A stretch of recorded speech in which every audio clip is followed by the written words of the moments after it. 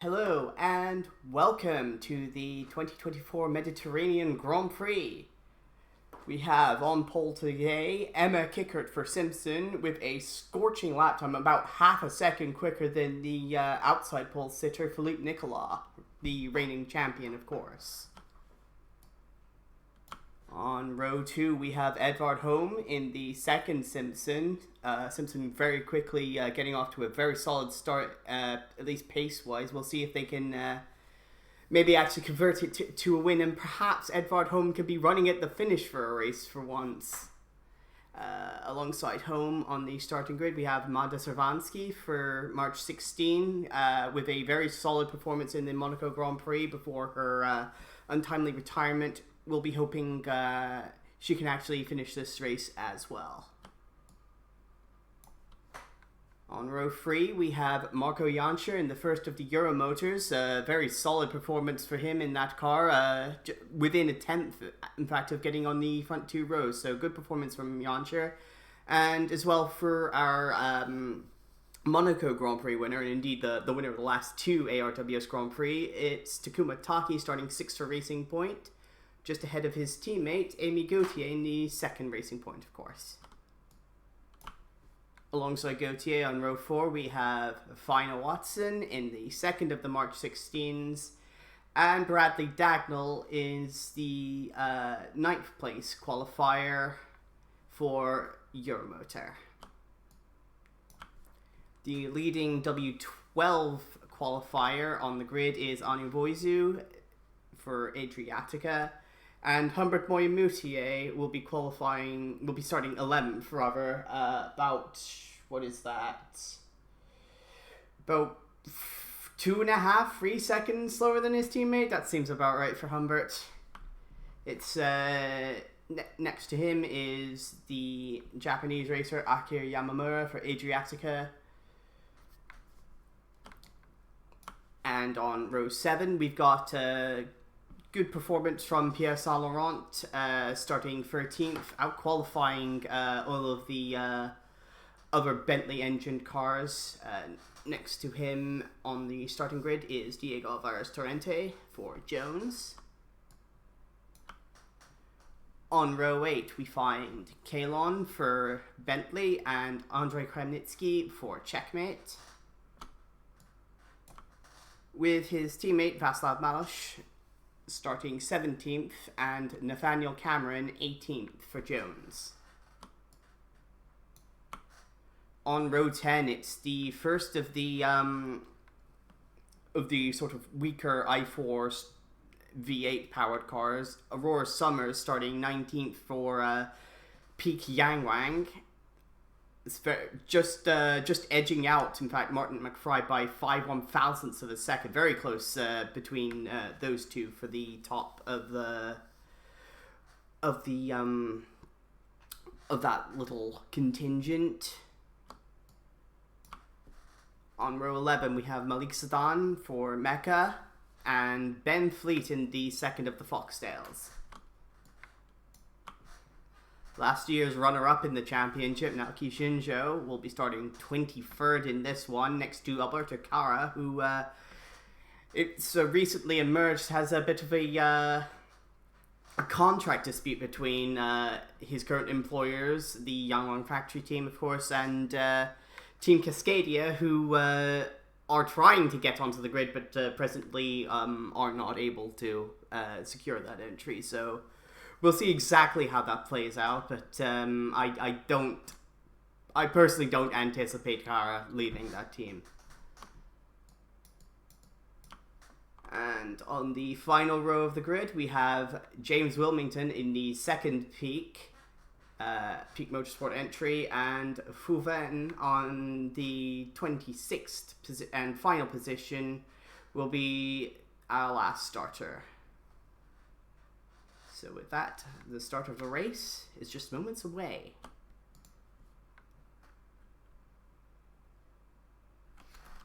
Oh wait, I should double check. Cloudy sky, but the track seems dry. No drops falling. Engines are fired up now, just waiting for the lights to go out.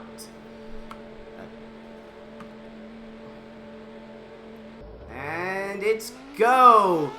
Good start from Kickert, but I think it might be a better start from Nicola. Looks to be making a move to the inside into turn 1 here. But in fact, it's final Watson who's made the best start of everyone. He's up to 3rd. And we've got a bit of a problem at the first corner. Have to see exactly what happened there. Bradley Dagnall seems to be well out of shape there, and I think that's one of the Bentleys. Was there any contact? Yes, that was definitely contact from behind for Bradley Dagnall. That's completely trashed any hope of him competing further in this race. We'll have to see what happened to cause that.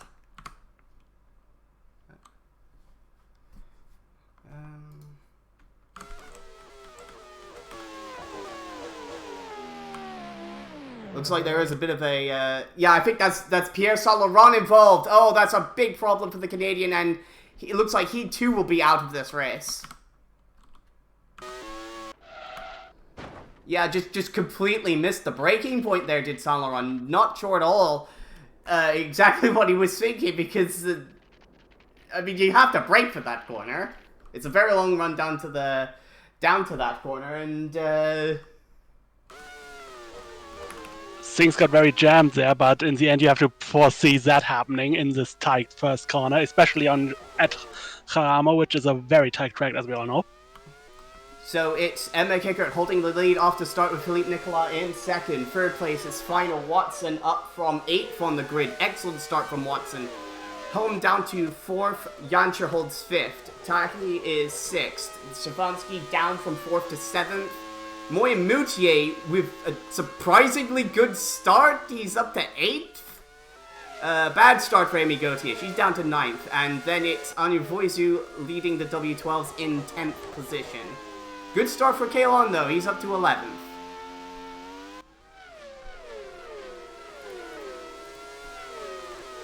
Looking further back, we've got Vaslav Malish in 12th. Akira Yamamura 13th. Cameron is 14th. Kremnitsky 15th. Aurora Summers again with a great start. She's up to 16th position.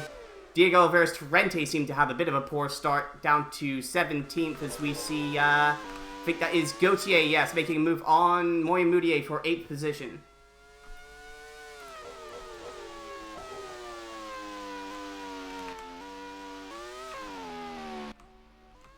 Does look at the leading pair are pulling away with this one. Emma Kickert and Philippe Nicolas making a big gap to find Watson on that opening lap. 2 seconds is between Kickert and Watson currently.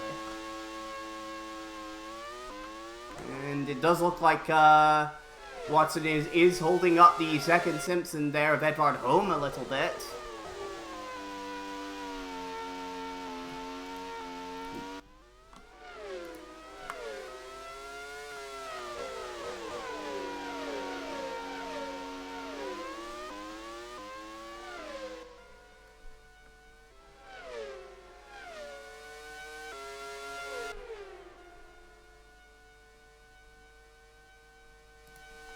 And with a great run down the front straightaway, easily makes that move into turn 1 and takes the 3rd position away from Watson.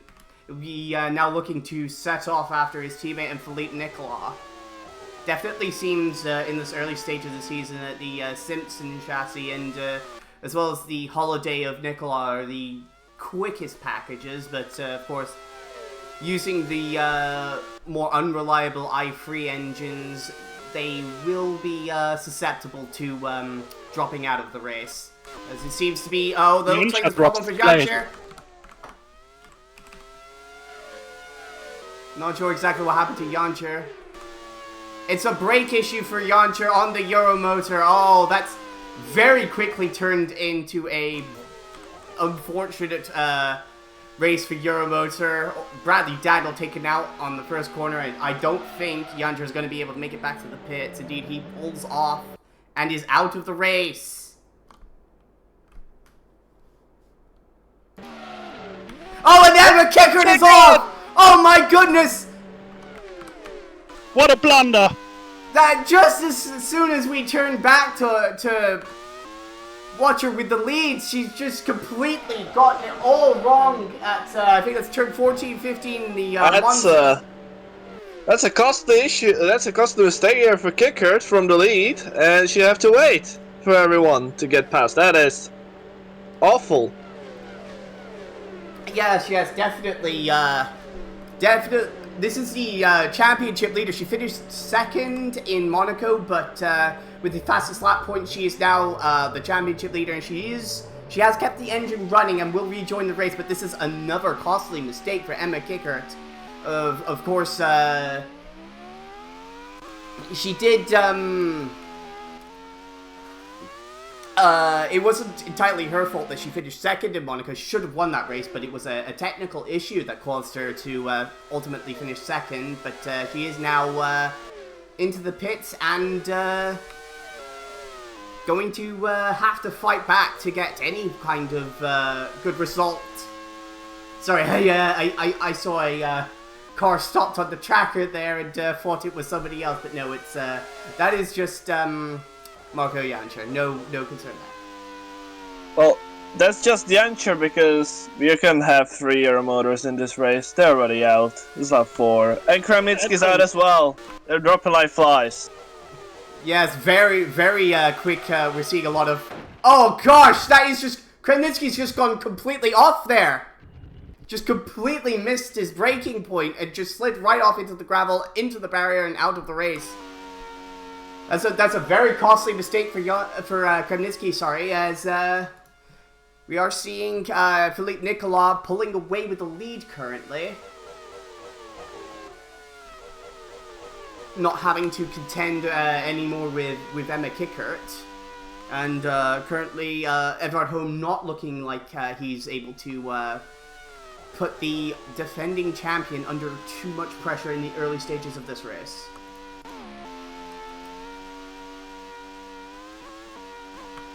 I think that is Václav Mališ there just getting passed by Diego Alvarez Torrente. That is a battle for 12th position. Lone seriously holding up the second. Adriatica. Oh, and that's another... Is that Emma Kickert? Indeed, that's Emma Kickert. Engine issues. She might have overheated her engine, being stopped in the gravel over there. It's a very disappointing event for our championship leader, who is joined already 3 other drivers out of this race in the opening 5 laps. Yep, those were some very visible engine issues, and that's, well, 5 laps into the 84 lap race, and we are down to 21 runners, so they're really dropping like flies. Well, actually, no, 20, Gauthier. Indeed, that's an engine issue for Amy Gauthier on the Koenigsegg. Oh, they really are dropping like flies early in this one.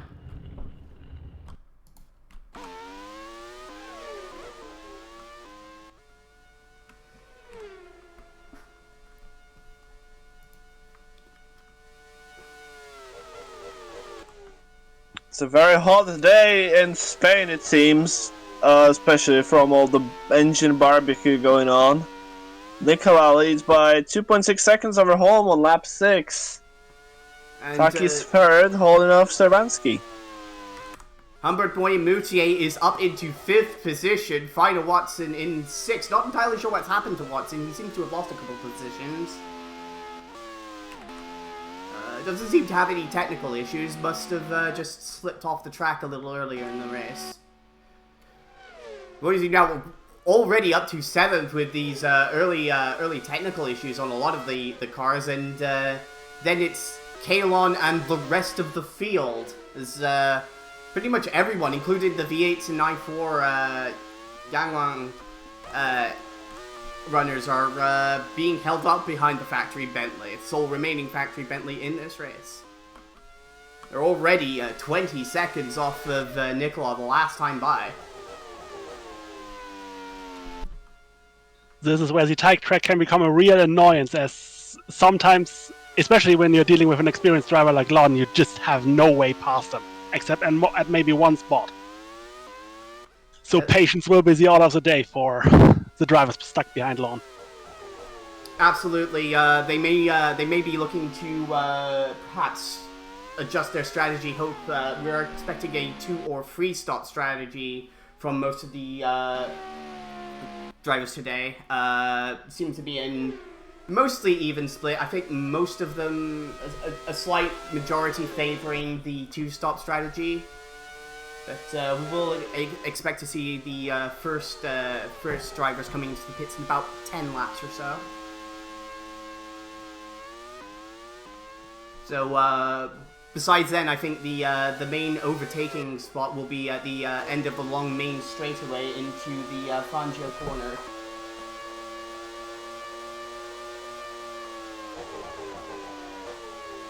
On board here with Aurora Summers, who already in her very brief ARWS career to this point is establishing herself as certainly one of the ones to watch. Holding on very ably to the back of the W12 train that's formed behind Klon.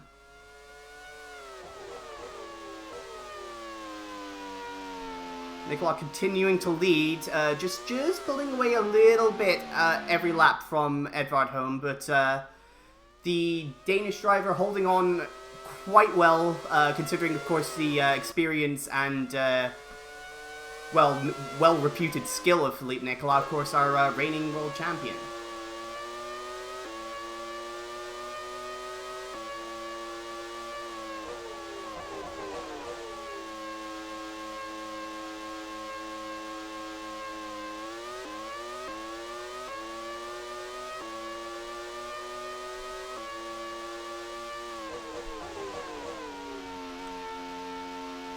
On board now with Servansky as we're just trying to see exactly if she can get a run on Taki here. Taki's been able to defend quite ably so far in this race, as we're seeing. Oh my goodness, that is Edvard Holm out of the race again with a suspension failure, not able to get into the pits, and he is out of the race. I think he might have had a just pushed it a bit too hard for that final corner, and it seems to have collapsed the left rear suspension on the Simpson, and he is out, and the front wing just shattered for some reason. But he is now out, and once again he will not be finishing an ARWS race. That's this is his 15th start, and no finishes, as we're now seeing Humbert Moyamuti in a sensational 4th place. And Taki lost the position to the chasing car behind. Oh yes, of course. In all that poor luck for home, we missed the overtake of Servansky on Taki there. But yes, that's Servansky now up into 2nd position, 9 seconds behind the leading holiday of Philippe Nicola.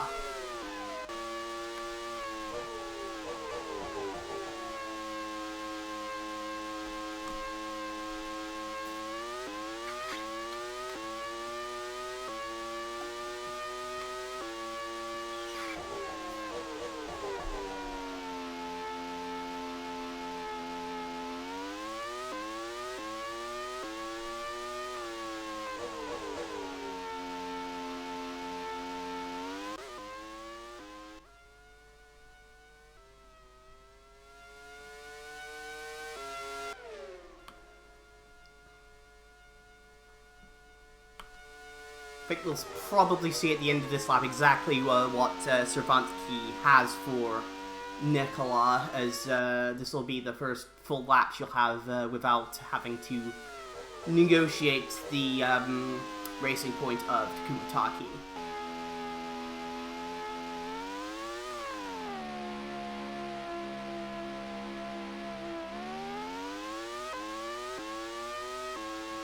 Starting to see the field get a little bit strung out from the from Klon on backwards.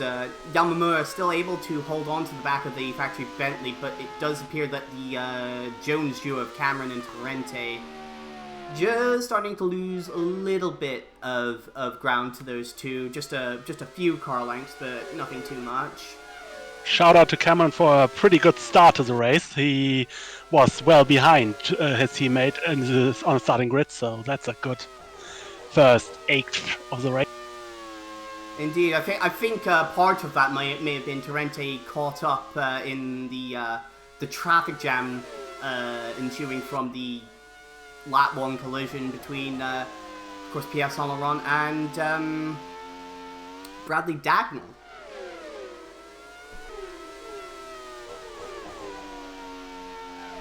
Oh, and I think we got another car pulling off. That is Malik Sedan with a water leak on the mecha. That's another DNF for the second mecha. This is an absurd amount of ill reliability on that car. The mecha team bosses have been furiously trying to work out exactly what's causing all these issues, but it doesn't seem that they've gotten to the bottom of it just yet. So already we're down to, what is that, 18 runners, and we're just on lap 11 now.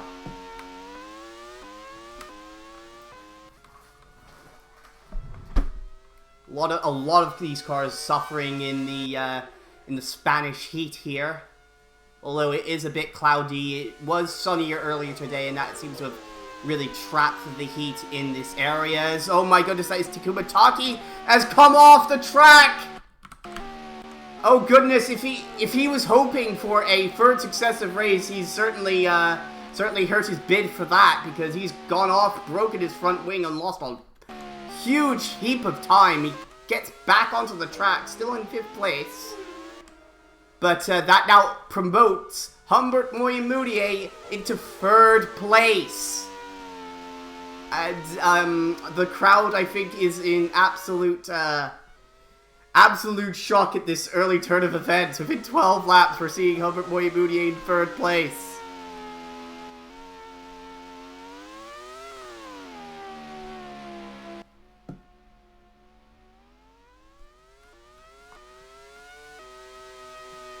Though that may change in the next lap or two, as I think Watson is slowly closing in on the Frenchman for that 3rd place. But I cannot imagine like how well this race is already turning out for the man who was once banned from all auto reject competition for life and was only reinstated due to a clerical error of some sort.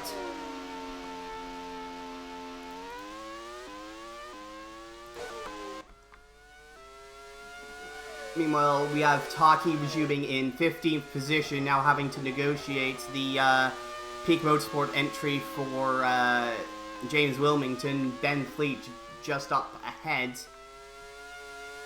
Should be easy pickings for Taki, but he has definitely lost a lot of time with that unforced error.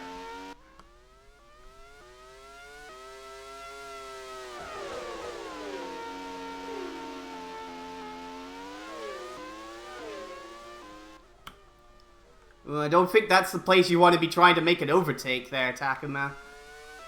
There we go. Use the power of the Koenigsegg engine, and he should be able to start recovering properly now.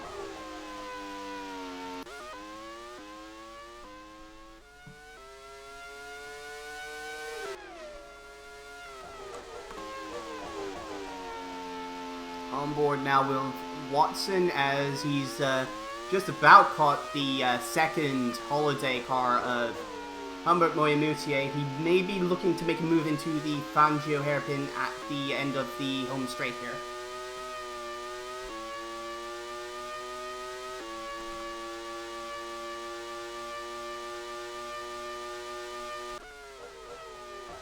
No, not quite able to get enough of an overspeed on the holiday down that main straight. Of course, both of these cars using the Ford EcoBoost i3 engine, so at least in terms of pure power, they are evenly matched.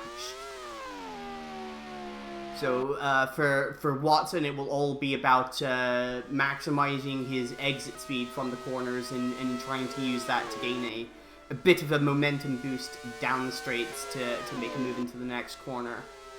Of course, no hope of making an overtake for this little twisty bit of the circuit down here. But he will be looking to ideally set himself up for a good run through the final corner, the Maria de Vallota corner, turn 16, and down the main home straight.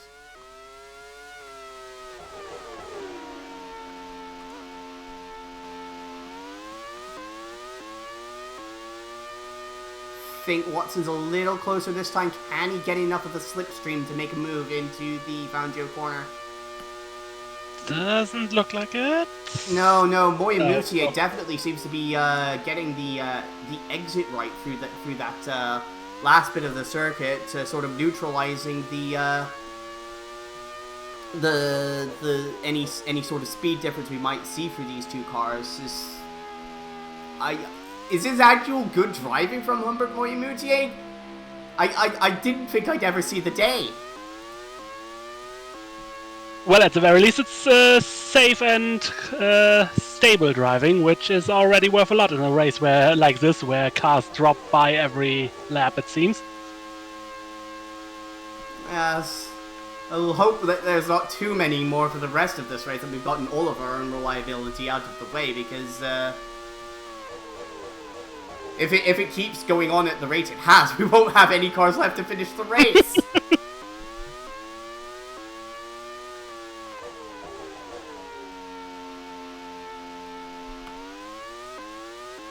Mute with a little bit of a good exit there, but I definitely think Watson's closer this time by. He might be able to set the move up.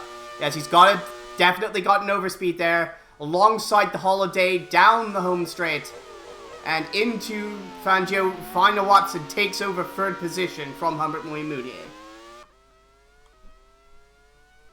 You can see already how much he was being held up behind the Holiday. He's already gapped Moya by 2 or 3 car lengths just in the couple of corners that he's gone through.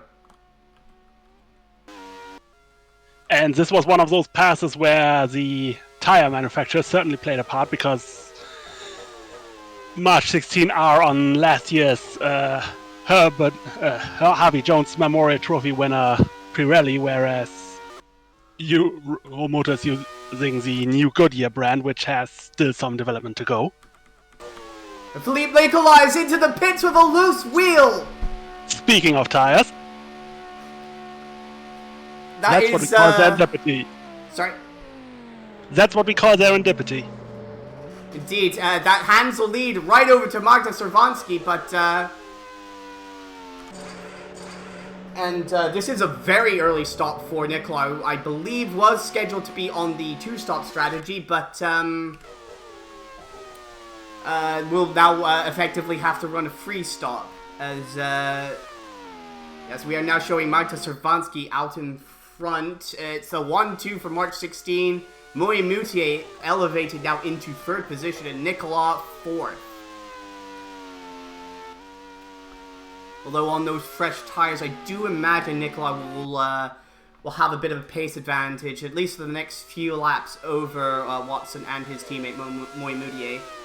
Should be able to get past both of them in reasonably short order, I would imagine.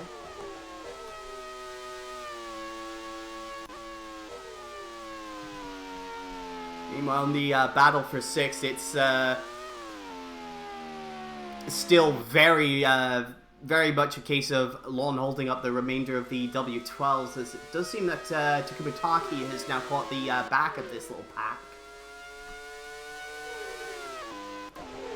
I think Nicolai is gearing up to make a move on his teammate down the main straight here.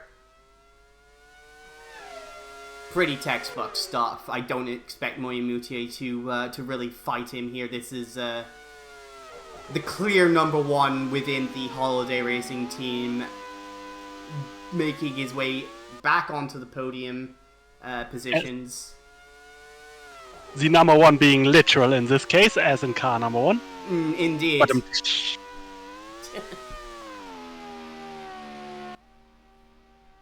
oh, and I think we're seeing. Yes, that's Akira Yamamura is bailed out of that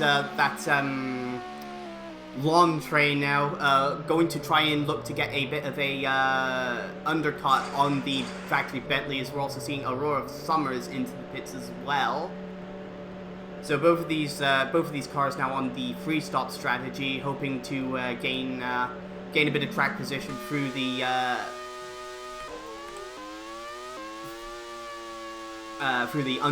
tire undercut and jump ahead. We'll see how that works out for them.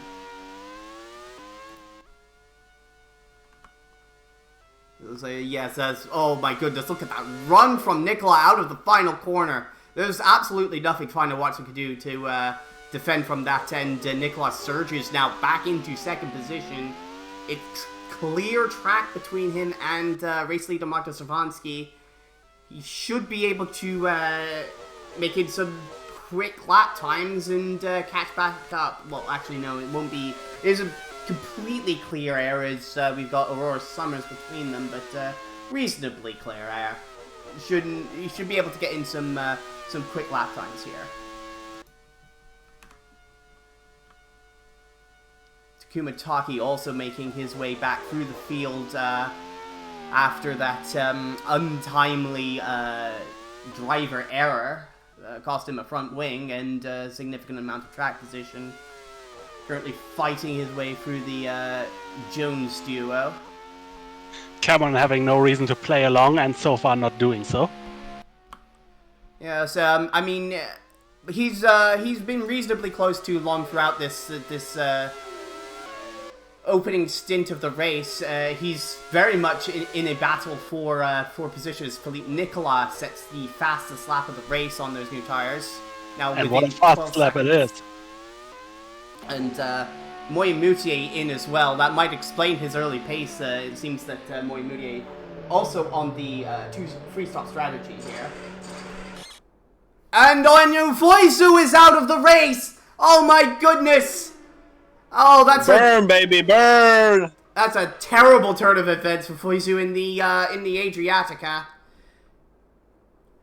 Once again, very strong performance in the race, and it's just very little to show for it. As was the case through most of 2023. Vosu must be wishing every race was in Monaco. Indeed, that seems to be the only track where she gets any luck. We've seen Taki now has finally gotten around Cameron, but Cameron's done that without losing too much track position to Lom, which is good for his hopes of jumping ahead of the Bentley at some point during this race. We're seeing James Wilmington also into the pits for the Peak Motorsport team.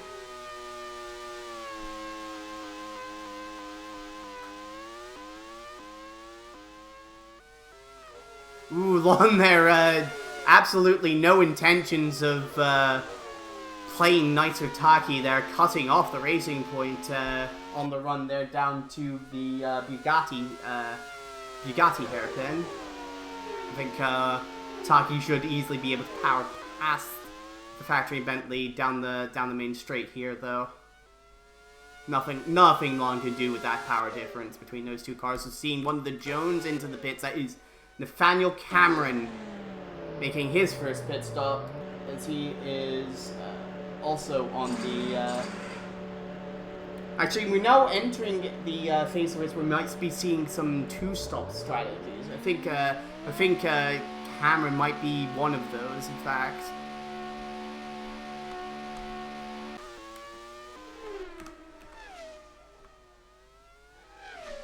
Also seeing into the pits, it's Magda Servansky, race leader into the pits, hands the lead back to Nicola. Also seems to be a two-stop strategy for Servansky. Very early first pit stop. Looks to be making a long middle stint here, I imagine. And they will be hoping this can effectively neutralize the advantage Nicola currently has on those fresh tires.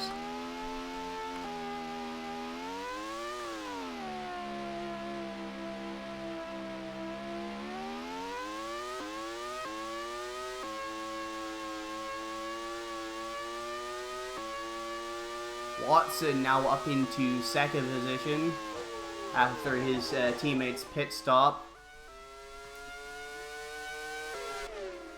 These will be some critical laps for Nicola though to quickly dispatch a lot of this traffic he's currently working his way through. Savansky should be able to get in some quick lap times here and may be able to make up a bit of track position in the event that Nicola is held up a bit. We'll have to see exactly how that plays out.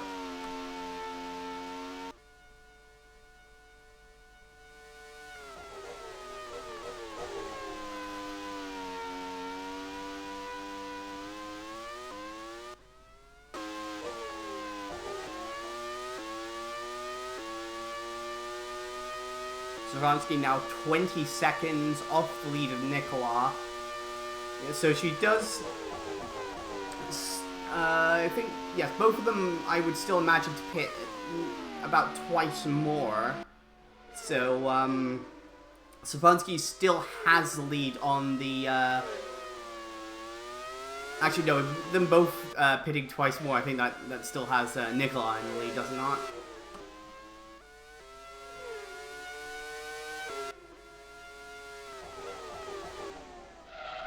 And Takuma Taki is out of the race with a engine failure. It's a double engine failure for Koenigsegg. Their entire fleet of 2 cars is out due to failed engines. You'd think we're further in the race than 23 laps. We're barely quarter of the way through, and look at all these people out. And Shinjo in trouble. That's the second place man in the championship from last season, Naoki Shinjo. Just locked it up terribly through the Monza corner, off into the gravel, and is now waiting for traffic to clear before he can resume the race. Should be able to get back on. Maybe. Yeah, he finally get... Oh, and that's right in front of Magda Srvanski. Fortunately, the Hungarian there, keeping her wits about her and able to avoid crashing into the Mecha, but...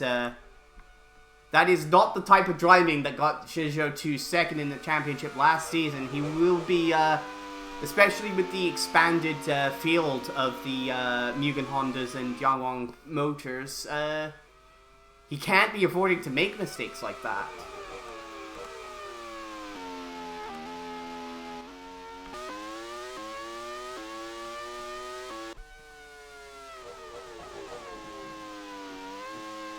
Final Watson here getting really held up by the, I think that is the Yangwang of Aurora Summers there.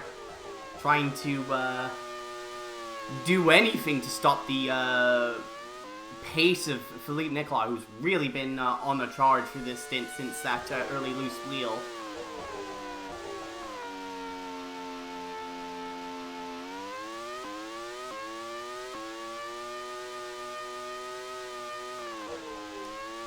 And Watson indeed makes his way into the pit stop. This is we're just at the end of the 3-stop strategy here, but I do believe this may actually be a 3-stop strategy that Watson is on here. We'll have to see how that plays out for him in making that first pit stop after his teammate. But, of course, with the lesser fuel weight and fresher tires, he may be able to make a bit of a jump here, although he has come out behind his fellow free-stopper, Humbert William Moutier.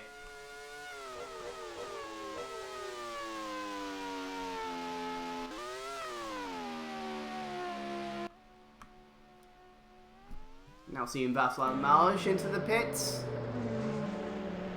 Scheduled pit stop for Malish seems to be on the 2-stop strategy for the sole remaining checkmate. A bit of a wait on the fuel. Does seem to be a long middle stint and for Malish, who's again having another quiet race, but very much getting on with the business of hopefully delivering some points for Checkmate, especially after that early retirement for his teammate.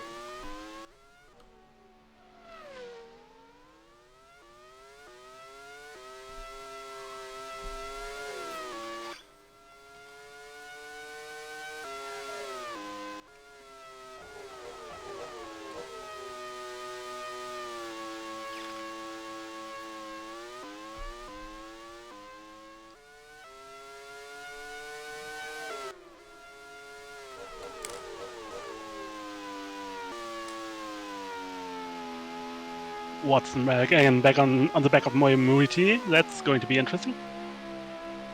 As Torrente pits. Yes, you see Jones of Torrente making his first pit stop of the race. This seems to be a bit of an interesting strategy call. It's very, very short wait on the fuel there, but did have to wait a little bit getting out of the pits as Martin McFly came in. Both of these cars on very short waits on the fuel. So it does seem to be that they're looking at a short second stint here.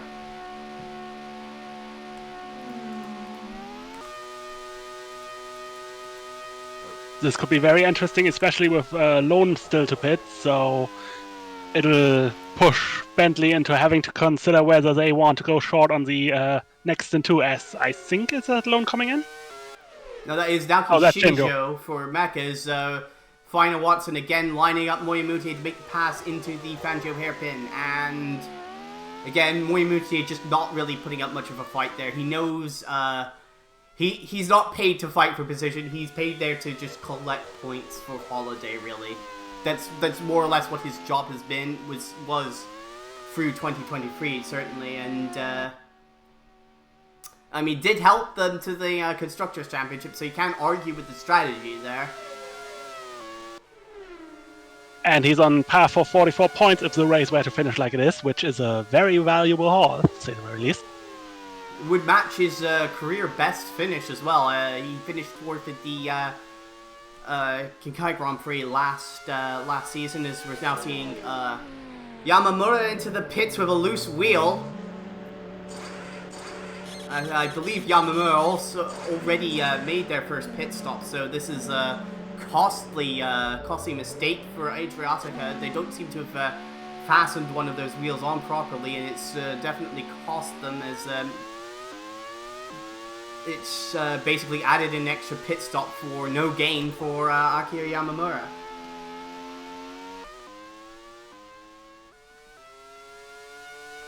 So we're seeing Nicola romping away now with a 26-second lead over Magda Savansky, as we're just about to hit the 1/3 point of this race.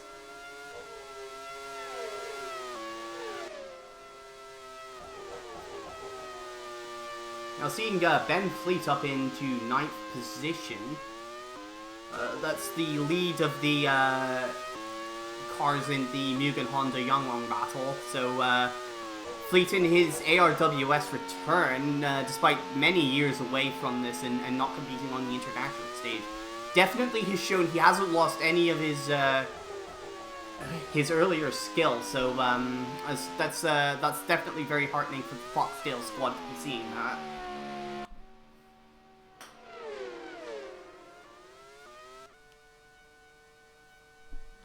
And that is Martin McFly lining up Summers and making the move on the Canadian rookie. McFly definitely seems to be pressuring his teammate now, looking to get away, try and find a way past Fleet and trying to extend his position among the Mugen Honda Yangwang runners.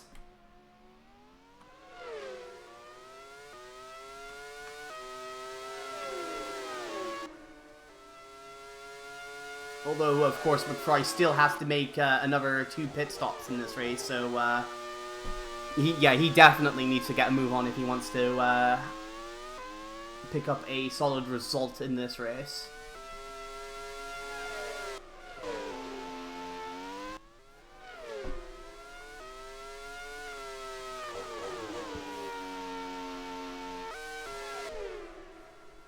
It's Diego Alvarez Torrente actually trying to make a move on his teammate Nathaniel Cameron. These two reputed to be one of the best driver lineups on the grid. Cameron reasserting himself over his British teammate after I think his stock has fallen a little bit over the past half season or so, as Cameron definitely seemed to have the upper hand in the inter-team battle, but McFry also passed Fleet. That's happened in the background, so to speak. yes, indeed, that's important move there for McFry to try and make the most of his pace on the low fuel and fresh tires that he currently has. I don't think it'll be too long before we start seeing him back into the pits.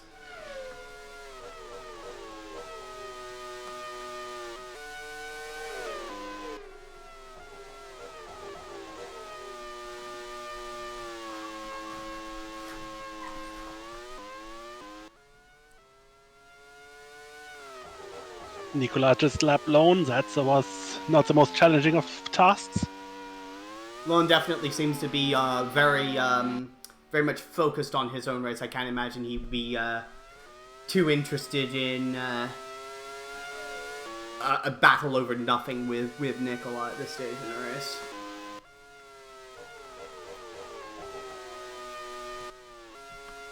And that is Yamamura looking to recover here from that unscheduled pit stop. Alberto Cara trying to make the crossover move. That's very audacious thinking from the Tropican racer, considering the power difference between the Adriatica and the Yangwang factory car here. But definitely shows that he hasn't lost any of the racing chops that made him one of the most highly sought after drivers over the past few years. So we're seeing now Nicola enter the pits. This is his, I believe this is his first scheduled stop. Of course, he pitted once before for that loose wheel. I think he may have done enough during the stint to come back out ahead of Servansky, but we'll have to take a look. Looks like a shorter middle stint here for Nicola, as yes, he does maintain the lead, and by a fair margin from Servansky. So Nicola has done everything he needed to do since that loose wheel to maintain his iron grip on the lead of this race. That was a brilliant stint. Nothing short of saying brilliant does it justice. Yeah, absolutely. It's the exact kind of stint that you'd expect to see from the reigning champion. And 11-time ARWS winner, as Ben Fleet has an engine problem on the Foxtail Mugen Honda. Oh, they were hoping that this move to Mugen would result in less of these kinds of issues, but after a pretty solid opening 30 laps or so, Ben Fleet now will run no more, as that engine has completely shut off, and he will be coasting to a halt here. Bitterly disappointing race for Fleet. That's his second retirement in 2 races, I believe, of his ARWS comeback.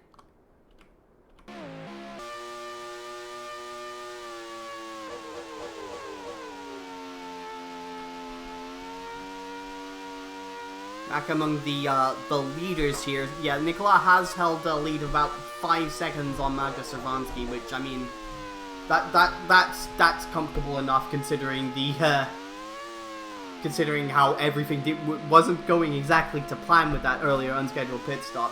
Both now on the same strategy. I believe both now expected to make one more pit stop for the rest of this race. So as long as Nicola doesn't make any mistakes, I think he should be good here. He's definitely got the pace advantage, I would say, over Servansky.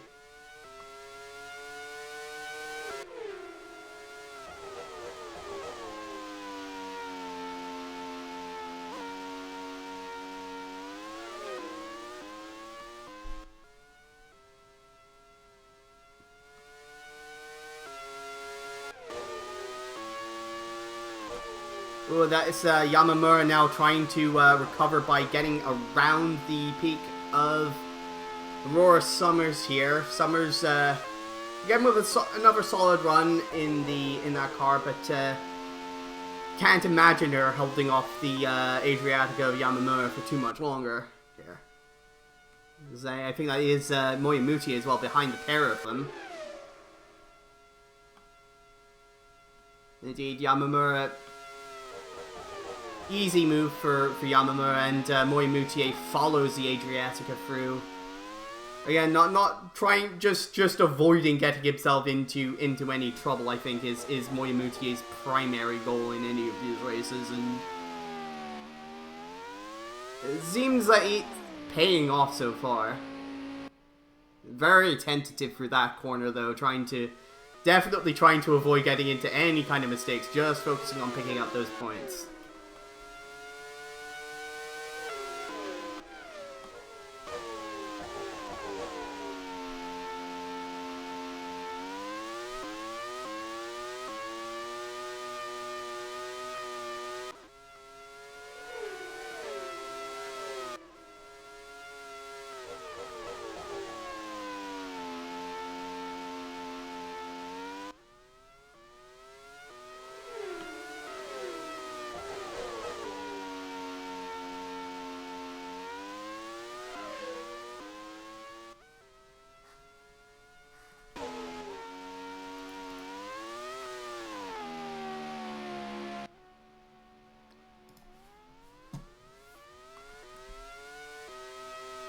Still short of, still a few laps short of halfway, but down to 15 cars still running, as we're now seeing Fuan make his first pit stop. That is, I think that's a very long first stint for Wen.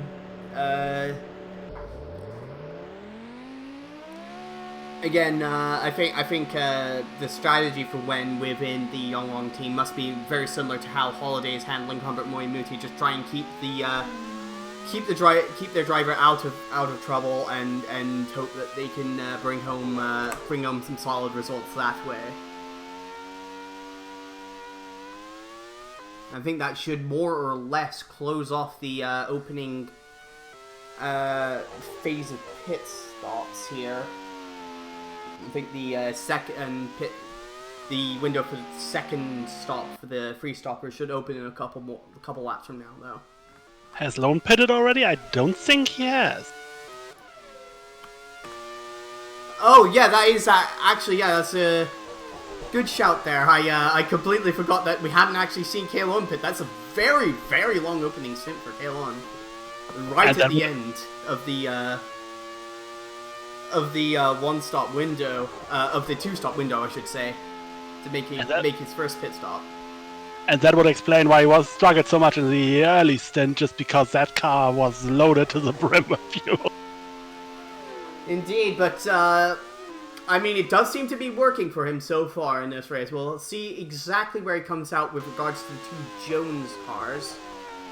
But it should mean he has a lot easier time for the remainder of this race, as he'll have a lighter car and fresher tires compared to his main competitors.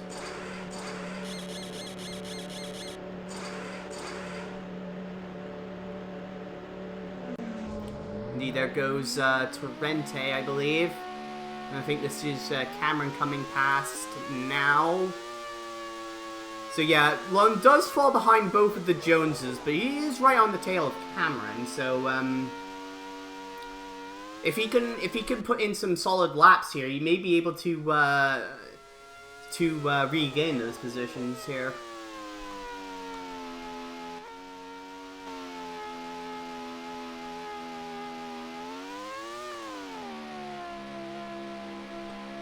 And there's now Kara entering the pits. Yeah, Kara also making a very long first stint to open this race.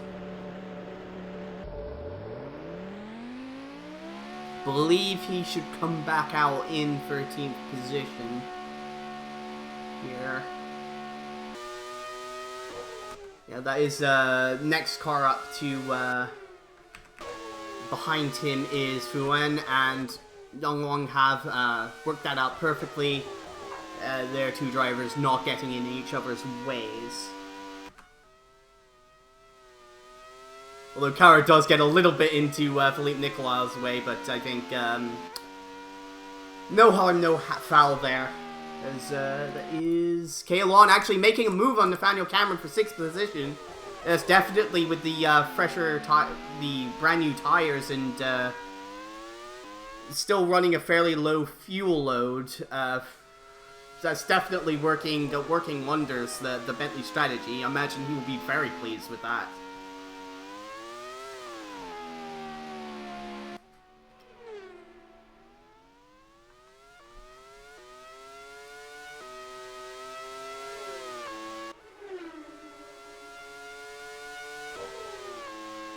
Trente in the previous lap had just put in a 1 minute 19.5. As so we'll see exactly what kind of lap time Lon does. This is mostly a clear lap for Lon, so we'll see if he's how much of a pace difference there is between the Jones and the Bentley at this phase of the race.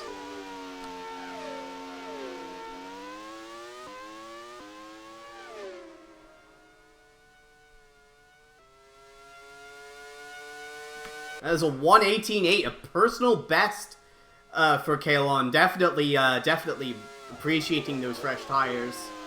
And that was 0.8 of a second quicker than Torrente, so I do imagine we'll be seeing one catch up to Torrente in reasonably short order here.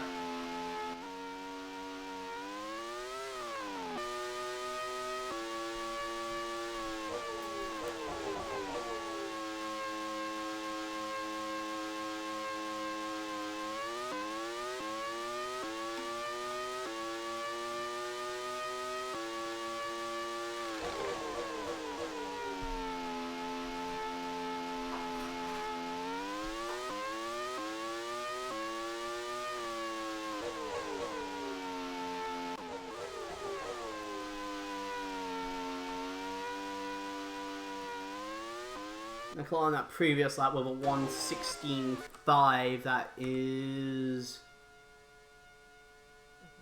my goodness, that's a second and a half faster than Cervansky in second place. I don't see any chance that Nicola will be losing this race unless unless it's by his own hand at this stage. Race for Cervansky is basically just to hang on to that second place. Though she does have a solid margin over her teammate Final Watson. I imagine this will be a very heartening performance for March 16. Of course, they were very disappointed with their drivers last season. That's why they've gone for a all-new look. Two effectively rookies in the series. Cervansky and Watson both competing in the AR 3000 series last year. Both performed excellently and have shown that that is a excellent ground for future talent. Yeah, this is definitely one of the better races in March 16's ARWS career. Like, I mean, they both got both cars in the podium right now. Of course, it's only halfway into the race, but it's a very encouraging sign for the Toto Wolff and Günther Steiner-led Austrian team. Oh my goodness! Here comes Watson. Watson, I think he wasn't expecting one to stay to the outside there. I'm not entirely sure why. Like, you would normally pass to the inside down the main straight there, but no harm, no foul, no contact between those two cars, and Watson will continue in his pursuit of his teammate. About 13 seconds between the pair currently. That's the kind of learning experience you simply have as a new ARWS driver that you don't have in most series, simply because you don't lap other cars all that often. Not even in Formula 1, let alone somewhere else. Indeed, I think this is the sort of thing which does lead to perhaps favorable performances for former endurance drivers such as Fuen and Edvard Homu, where I think have greatly outperformed their expectations. I mean, of course, Home hasn't actually finished a race in his ARWS career, but he's definitely proven himself to be one of the quicker drivers in the series. And I think Fuwen, nobody was really expecting Wen to be too much of a contender, but I mean, if we take a look at the difference between the young ones on track, he's not far behind Alberto Cara at all, and that is a excellent statement in favor of the Chinese drivers. We're seeing Humbert Moimutier make his second pit stop right at the halfway mark. This is the right in the middle of the free stop. The second stop for the free stop win. The second, I'll get there in eventually. The second, the window for the second stop in the free stop strategy. That's a tongue breaker. As I found out myself.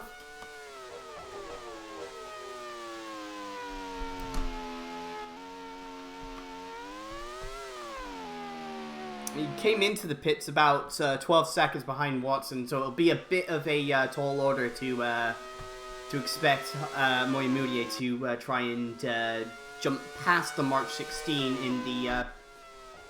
in the race order as Diego Alvarez Torrente now pits. This is his second scheduled pit stop.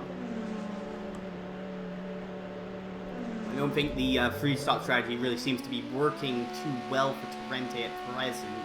He doesn't have that much of an advantage over Cameron, who is... well, I think actually Cameron might be on the free stop strategy as well, so... but I don't imagine either... So that effectively means they're about a pit stop behind Klon, which is definitely a bit of a heartening thing for the German in their battle for currently 5th position in the race.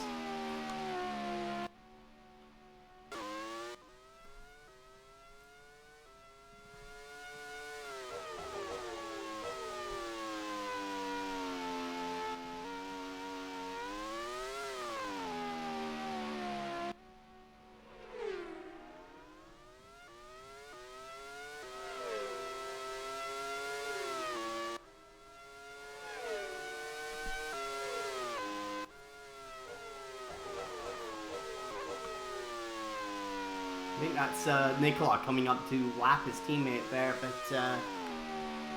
the teammate battle I'm interested in currently is Servansky and Watson, because I think Watson might be actually closing in on his teammate during this stint, although we have Martin McFry entering the pits for his second pit stop. But I think this is yeah, Watson with a 118 flat on that previous lap, and there's only a couple of tenths in it between the pair of them, although Servansky will be delayed a little bit on this lap, negotiating the lapped car of Alberto Cara. Doesn't really seem to be a great pace from the factory young ones in this race, as they're significantly behind Aurora Summers in the similarly engined Peak Motorsport entry, and are also, well, they were running behind both of the Foxtails, although Fleet is now out, and McFry after his pit stop is still well up the road from Cara, so a bit of head scratching among the Young One team, I would imagine, after this race. A performance I can't imagine is where they'd like it to be, although they have kept expectations low for this this debut season.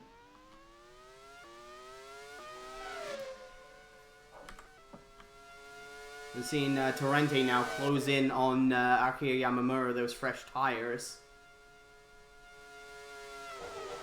Not able to get enough of a run on the Japanese racer, though, into the Fangio corner. We'll have to bide his time for this lap and see if he can set up a pass later on, although, again, most likely the best option is probably just to wait for the end of the lap, get a good run through Monza and Maria de Volata corners, and make the pass down the main straight.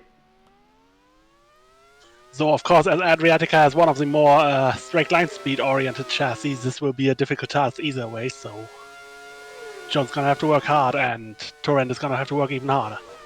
Indeed, but he does have the tire advantage here. He hasn't long pitted for those fresh tires, so he might be able to get enough traction out of the corner and carry that speed through the final Maria de Volata corner and make that move. We'll have to see exactly how he lines it up here, but he is holding close behind Yamamura through this section of the track around Monza here.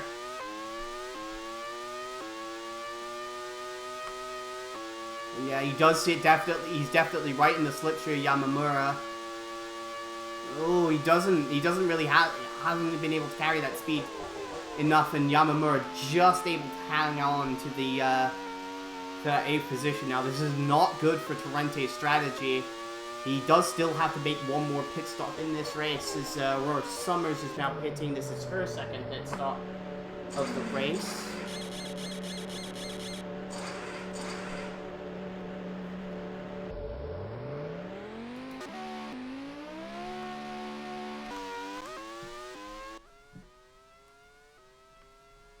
Summers coming back out in 12th position behind teammate James Wilmington, but ahead of both of the factory Yonglong cars.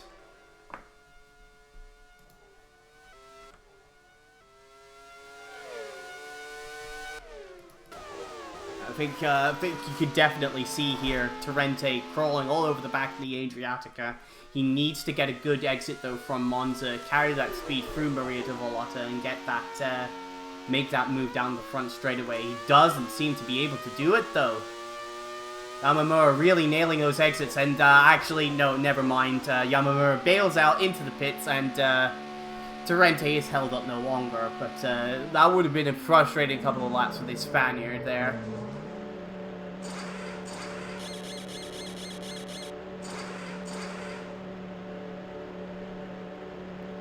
So that's third pit stop for Yamamura. Still expected to make one more during the race here. And comes back out behind Martin McFry, who hasn't long made that second pit stop of his own. I don't imagine he'll be able to hold off Yamamura for the rest of this race, as we're now seeing Wilmington into the pits. And also into the pits is Fina Watson. But this is definitely a good performance from McCry to be in this position at this stage of the race. Actually running ahead of the Adriatica of Yamamura, even if it is due to a unscheduled pit stop for the Adriatica, but definitely showing that although they don't have the power of the Koenigsegg engines anymore, McFry and Foxdale definitely know their way around an ARWS race.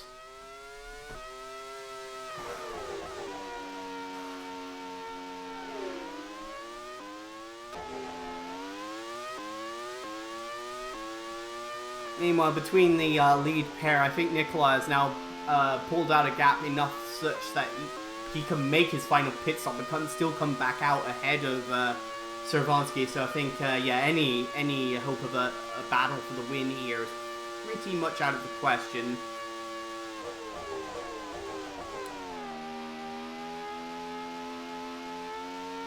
It's nearly half a minute now between Nicola and Cervansky for first and second. Meanwhile, the battle of the March 16th is going to be very interesting, simply for the reason that Watson can't afford to be playing it too risky here, given as he is, as of now, set to take the championship lead. That is an important note to make, as we're seeing Cameron now make his second pit stop right at the end of the window here. Very short third stint here for the Jones. He should be coming back out. I think it's still ahead of his teammate Diego Alvarez Torrente. Actually, no, wait, he's well behind Torrente. What am I talking about? Sorry, I got the counters mixed up. That was Savant, I was looking at. But Cameron, more importantly, does come out ahead of Yamamura, which is good for their strategy. Is Dr. Servansky is in with an electrical problem. Well, that definitely complicates things between the March 16s. I think, let's see now, that is... They're converting this for Servansky to be her final pit stop. I think Watson still needs to make one more pit stop though, so I'm not sure there will be much of a battle between those two. But Servansky will have to play it careful on these tires to nurse him to the finish. Yeah, that's a very heavy fuel load. That is comparable to the one Lone started the race with, and we saw how well he did early in that stint. Although I suppose the slight benefit here for Servansky is she doesn't really have many other cars to really contend with at this stage of the race. Again, the only car she's really in a battle for position with is that of Final Watson, who, as mentioned, still needs to make one more pit stop, although he has just put in his quickest lap of the race. But, as you mentioned earlier, I think Watson would do well to focus his attentions on just securing down this third position and taking over the championship lead, potentially.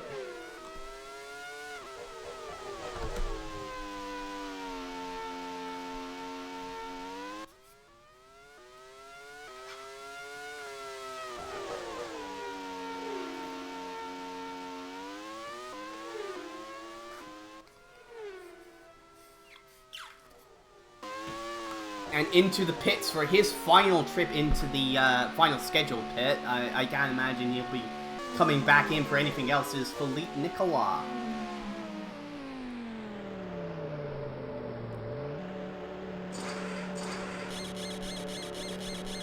So it'll also be a long final stint for Nicolas here. 32 laps, but she'll come back out very safely in the lead here, as we're seeing a battle for 9th position. That's Yamamura getting around Martin McFry for 9th position. McFry putting up a good battle there on the outside though. Definitely holding the momentum around the outside of the Fangio corner, but there's just no grip out there around the Varzi corner turn 3, and Yamamura cleanly through into 9th position.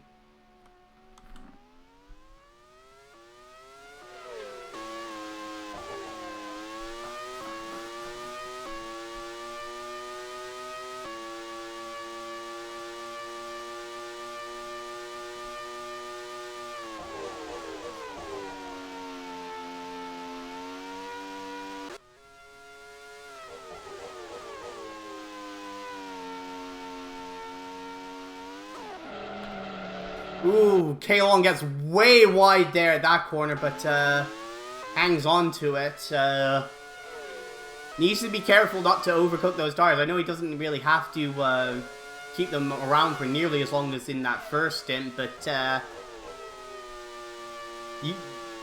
there is a point where they will just give way on you like that. So yeah, that must have been an issue with trying to lap the car ahead, one of the young ones.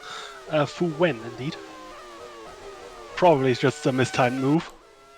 Most likely, yeah. You typically don't see overtakes into that corner, but at least for Lun's purposes, he does have a pretty safe margin over Vassal Malish and the rest of the W12s in that battle for 5th place.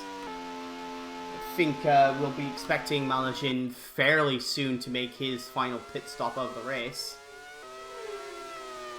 And indeed, he is actually running ahead of Diego Alvarez Rente.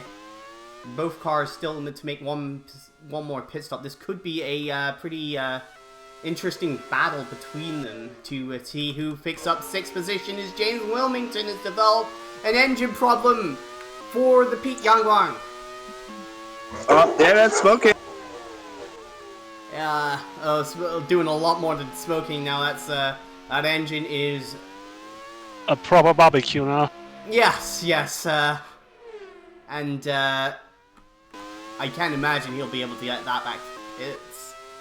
He'll want to pull it off before it gets too much, before it cooks too much of the car. It's still run. No, it's not running anymore. Never mind. And again, it's a second successive DNF for James Wilmington. His sophomore season in ARWS really not going to plan at all. That early DNF, and he was running. He was the last car running here in this race before finally retiring from this one with that engine failure.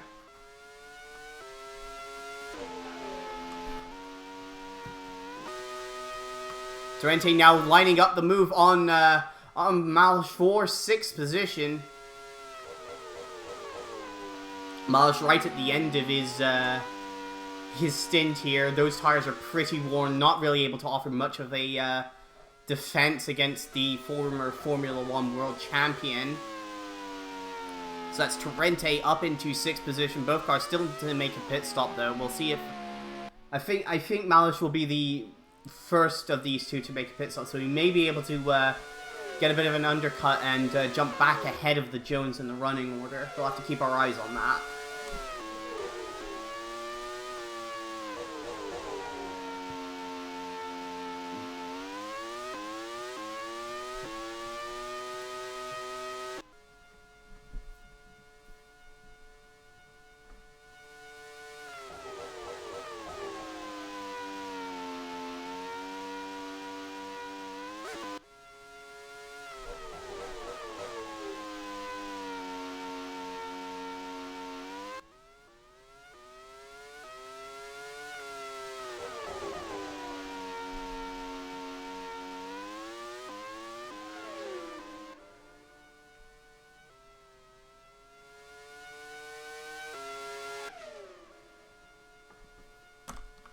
I think we now passed the 2/3 distance in this race.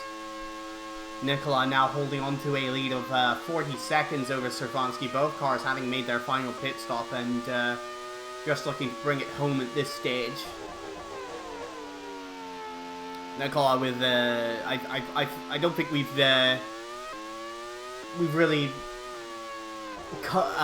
been focused on him too much since he's been so far out front and just been so much quicker than any other car in this race, but he's been absolutely dominant in this one. It's been a real sight to behold, a true ARWS legend really making a statement drive here. Memories of his idol Ayrton Senna are certainly coming to the mind of the older racing fan, because that is a very quick drive, very controlling drive. Absolutely, I think this might be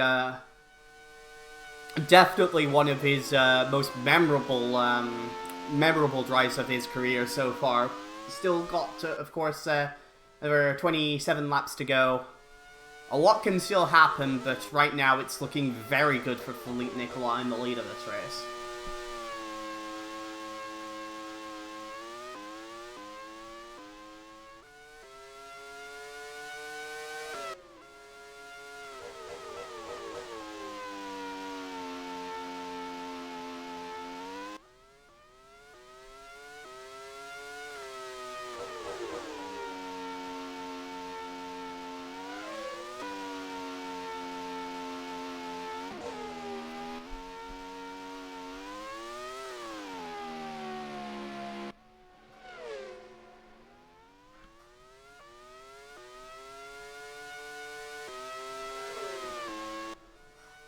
I don't think Watson's really making any inroads into Servansky through this this stint of the race. There's 117.5 on his previous lap, 117.6. I think it's probably more likely that he as we're seeing Naoki Shinjo into the pits for Mecca, scheduled pit stop for him. But I imagine Gunther Steiner's probably gotten on the team radio and told both his drivers just to hold position there's nothing to gain at all for them to be fighting each other, especially since Watson still needs to make one more pit stop in this race.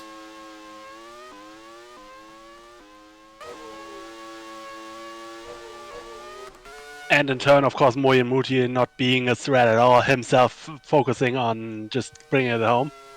Indeed, Moyamute now about 23 seconds behind Watson, and I think he still needs to make his final pit stop too, so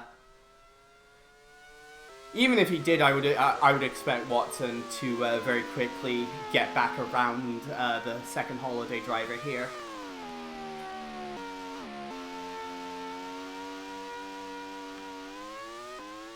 I think we're now entering the final pit stop window for the free stoppers, and I don't know if there's any two stoppers really left still to make their final pit stop. We'll obviously see as over the next couple of laps, but that window is closing pretty soon here.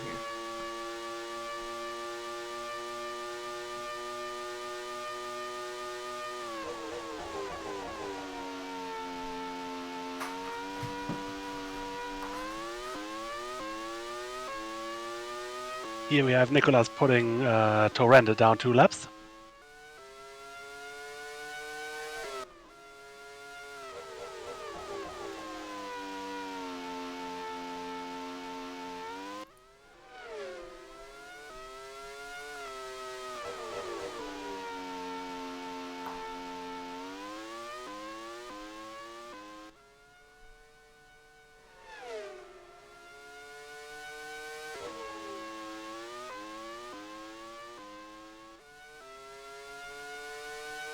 And it's not too far before he comes up to lap his teammate again, although Moyamute should probably be finishing a lap down as Lon now coming in to make his final pit stop.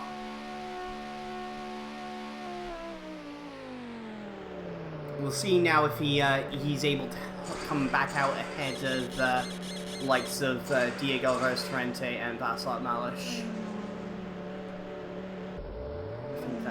No, that's Torrente going through there, and Malish now in to make his final pit stop, so he won't be getting ahead of Lon, but Torrente, yes, still a couple of laps away from making his final pit stop.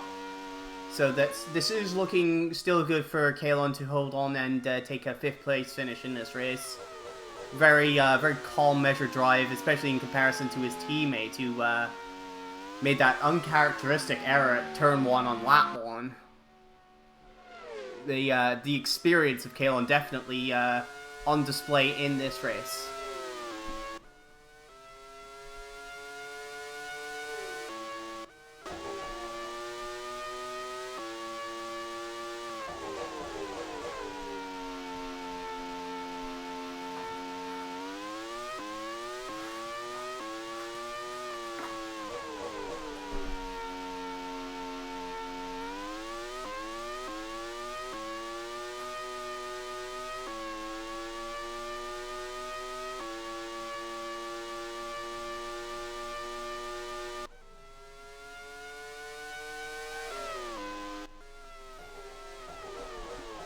Yes, while Nikola is already on to starting his next lap, Servansky still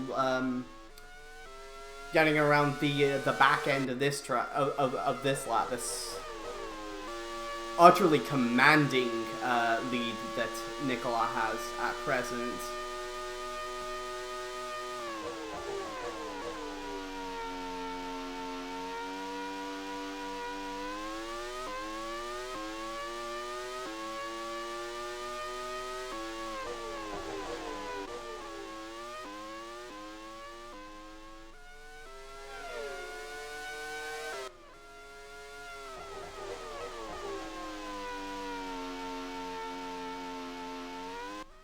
That's his teammate next on the to-be lap list. Yes, and like last time, I don't expect Moyamute to make it too difficult for Nikola. Kara in now to make his final pit stop of the race.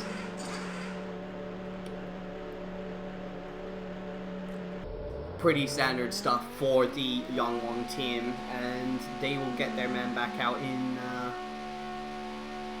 Let's see here. I think this is 12th position currently. Yeah, should be resuming in 12th place here. They are also looking good to enter the top 5 of the team's championship, which will be a moral boost for a new team. Yeah, indeed. Yeah, it's again the pace doesn't really seem to be there, but certainly in terms of reliability, they can't be complaining at all with the performance in that regard. Of course, both cars finishing in Monaco, and now both cars looking good to finish here, although still do have another 22 laps to complete here. As we have Aurora Summers now coming in to make her final pit stop. I think she should still hold that 11th position pretty comfortably over both of the factory Yonglong entries, but again, a very solid performance from Summers here in her second ARWS race. And there goes one holiday, and there goes the second holiday, as Moyamutier has now been lapped by his teammate.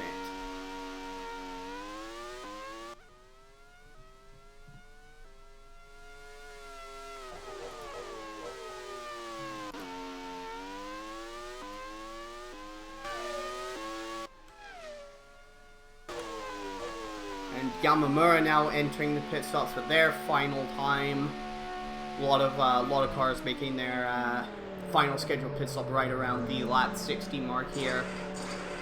It's been a disappointing day for Adriatica and for Yamamura, especially with that loose wheel. But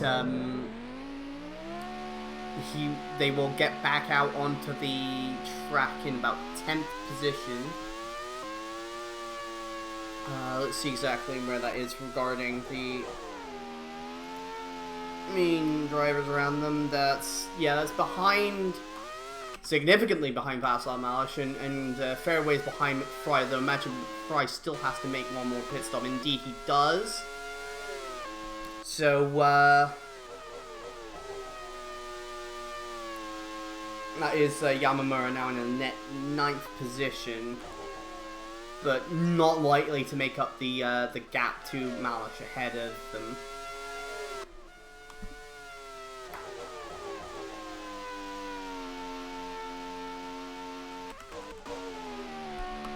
Cameron now into the pits. This is important to see if he comes back out ahead of Malish in that battle.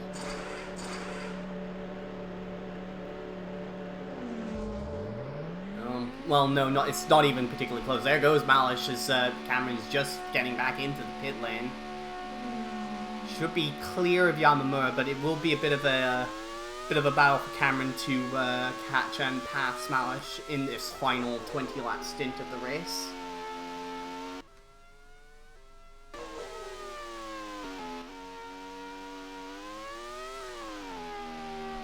I think now we'll turn our eyes towards Diego Alvarez Torrente, currently in 5th position, but soon to be caught and passed by Klon, I would imagine, even before he makes that final pit stop.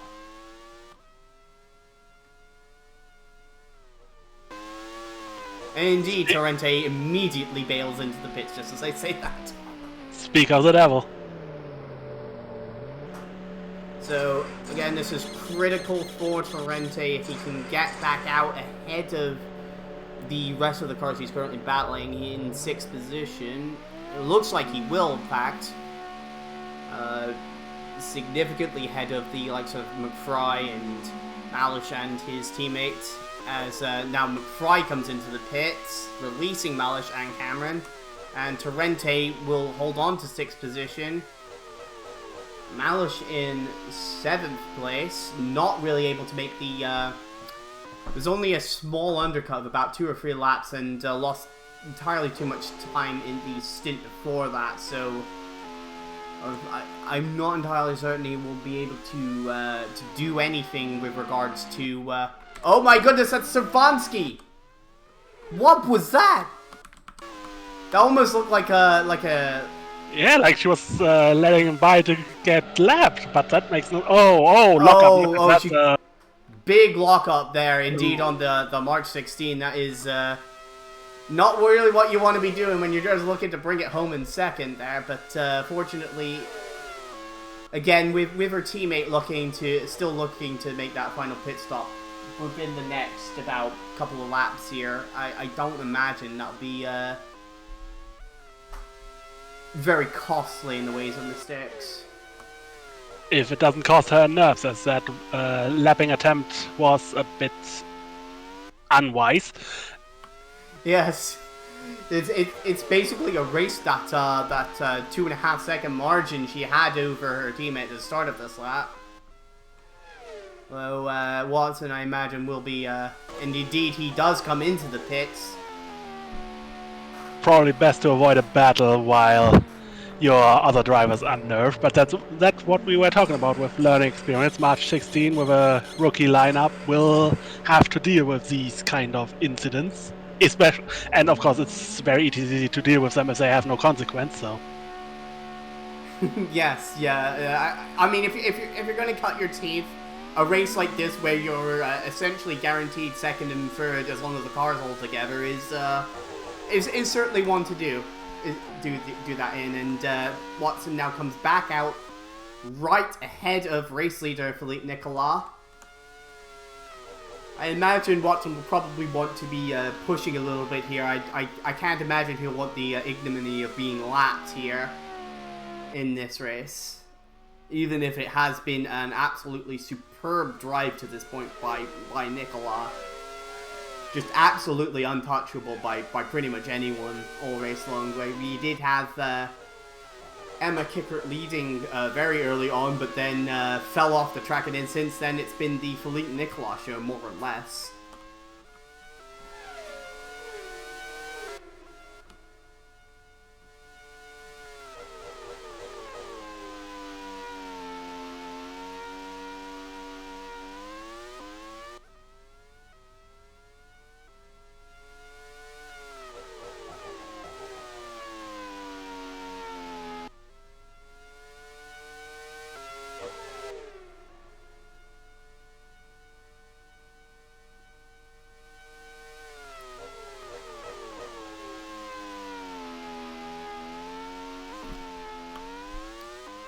Very courteous behavior there by McFry. I think he was planning to take his double racing line and then just took a look in his mirrors, noticed Nicolas was diving to the inside there to lap him, and just allowed the race leader through. Again, no real point between for McFry to really hold up Nicolas at this stage of the race. He's not really under any threat for that 10th position. So again, that's a veteran move there for McFry.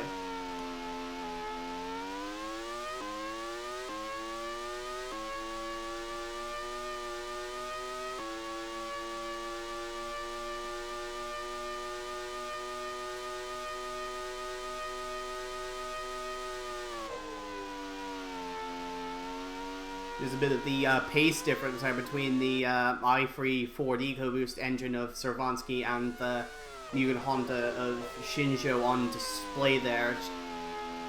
Absolutely staggering the power difference between these two engines, but of course that Ford does contain a significant chance of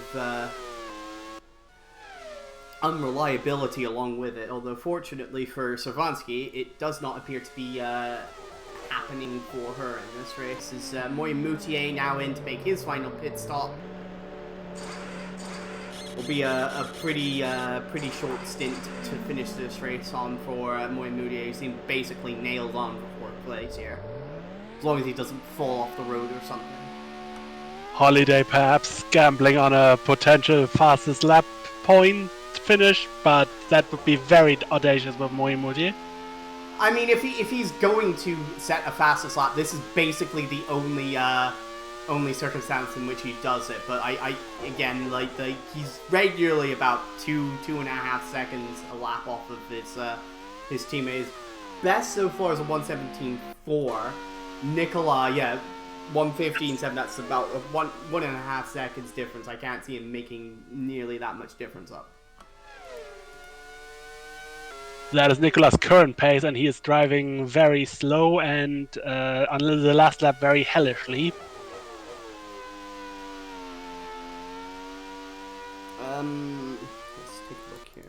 Yeah, we don't. Annoyingly, unfortunately, our graphics package sort of discards the fastest laps of the cars that are out of the race, but among the cars that are still running, Moutier wouldn't score any fastest lap points anyway.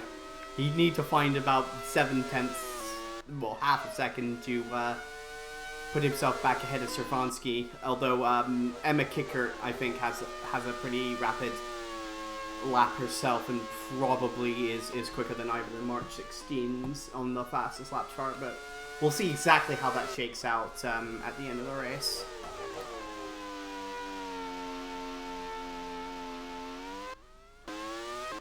So that is Nicola with a 1:17.6 on his previous lap.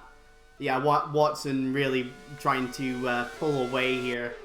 Absolutely does not want to be lapped. And yeah, 1:16.9. 1:17.4. That's about half a second quicker than Nicola was Watson on that previous lap. And Nicola, he has no reason to try and lap Watson here. He just, with nearly a full minute over Servansky, it's basically just a case of bringing a car home at this stage. Yeah, you don't want to get particularly fancy at this stage. Just avoid complacency, don't get too slow so you are not in a rhythm, run out of track. His idle Artensenna also has experience with that. And other than that, just avoid lap traffic and you are going to be out of here with 70 points.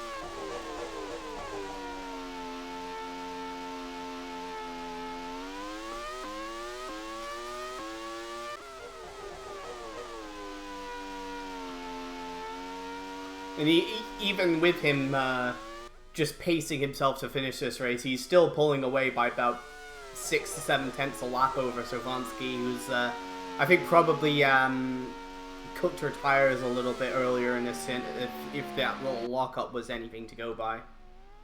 And again, with a 20-second margin over Watson, she doesn't really have anything to push for at this stage. It's just a case of, again, bringing it home.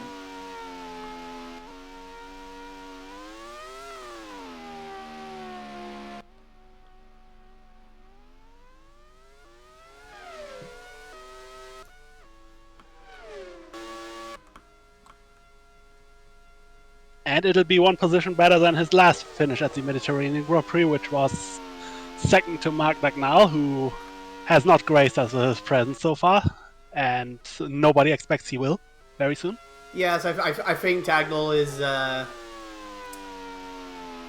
has no stated interest at all in returning to ARWS, which is a bit of a shame.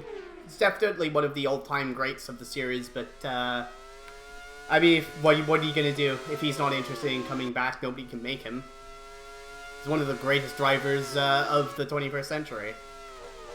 And given as he's doing very well for himself in Touring Car Race, who can blame him for not wanting to uproot that particular chapter of his life?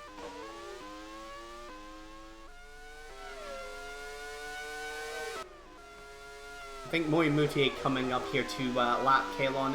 Just put in his quickest lap of the race with a 1:17.2. Still well off what he needs to even get himself on pace with the March 16's fastest laps. But he's got another 10 or 11 laps to try and do something about that. He heard the slander, is now pushing. Maybe a little too hard. He dropped a couple tenths on that previous lap. So that could just as well be down to the aerodynamics being disturbed by the Bentley in front of him. Yeah, possible. We'll see how it goes once he has made his way past the German.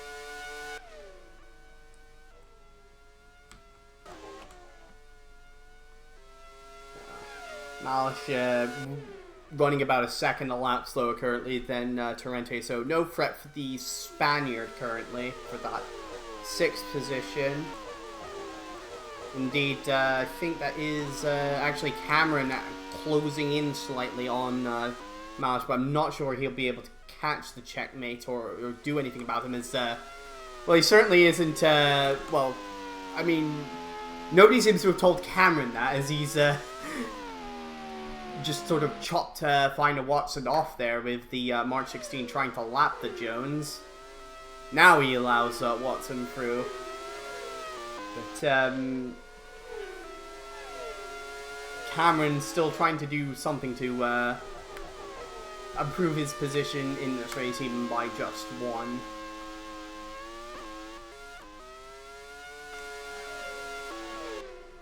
Interestingly, on that previous lap, Yamamura was 4/10 lower than Martin McFly. I'm not entirely sure what that was about. McFly has the fresh tires, so who knows? But That is true. the power differential still should be too big, but crazier things have happened in ARWS.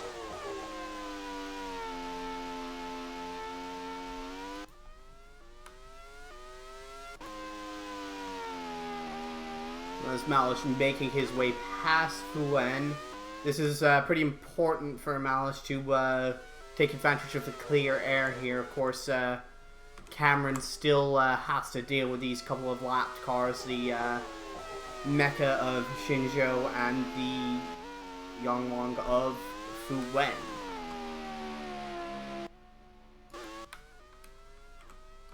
And again, that was a quicker lap for McFry on that previous lap. As definitely seems that the pace has gone away entirely for Yamamura in that car, but I would still imagine them to be able to carry enough speed down the main straight here to fend off any challenges from the foxtail of Martin McFry.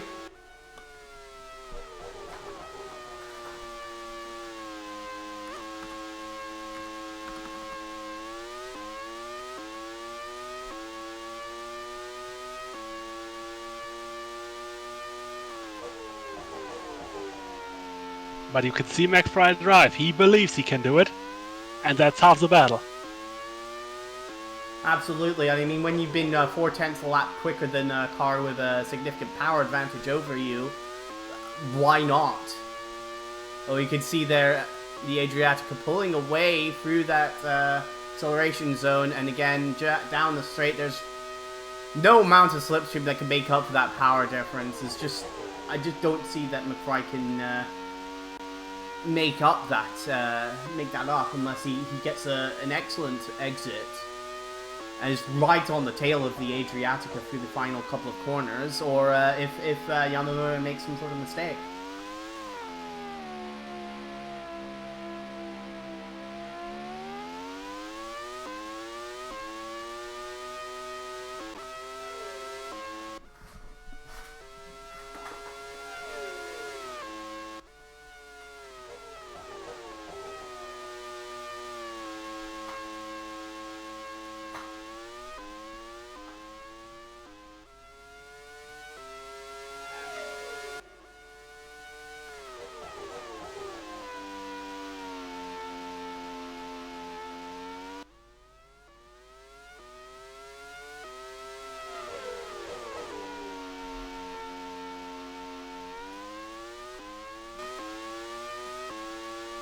It does seem a little closer this time around. Yeah, it sure does. 25 for McFry. 26 for Yamamura. Yeah. Looks like the pace is starting to even him out there, as McFry's now really having to deal with a lot of that aerodynamic wake off the back of Yamamura's car.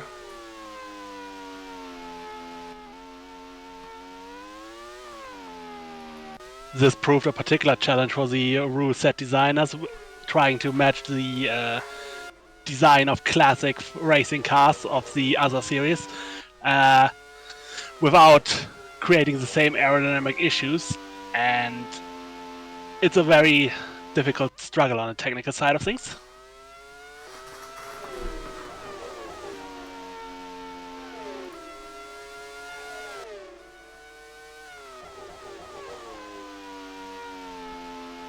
Doesn't appear that Cameron is catching Malish at a pace that would allow him to attack the Czech driver. So I think this is pretty much the best battle on the track in these closing laps here between Yamamura and McFry.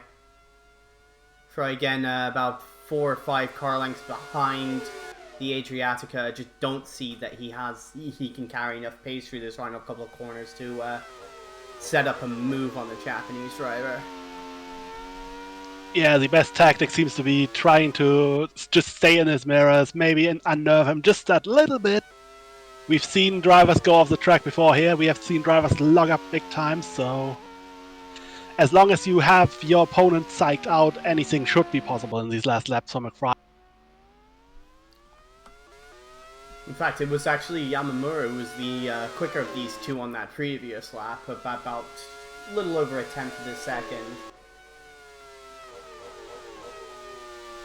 It might be wise for McFry here to just back off a little bit, cool his tires, and have another go at Yamamura in the closing couple of laps.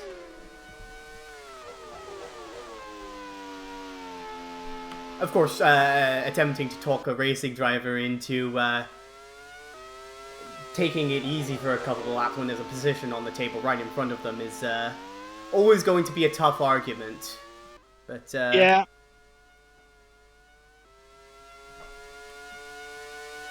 It was a 120.5 for Yamamura, a pretty decent lap, but McFry 0.07 of a second quicker. Again, not close enough though to make any sort of move down the main straight here as we're entering the final 5 laps or so of this race.